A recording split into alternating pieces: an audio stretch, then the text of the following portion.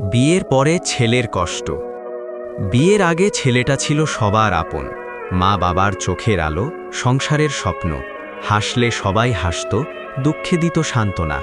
ঘরের ভরসা ছিল সে, ভালোবাসার ঠিকানা। কিন্তু বিয়ের পরে যেন বদলে যায় সব। যে ছেলেটা ছিল আপন হয়ে যায় পর। মা ভাবে ছেলেটা আর আগের মতো নেই, বাবার চোখেও নাকি সে আগের মানুষ সেই নয়। সংসারের মানুষগুলো বদলে ফেলে ভাষা, কথার আড়ালে লুকিয়ে থাকে অদ্ভুত এক আশা।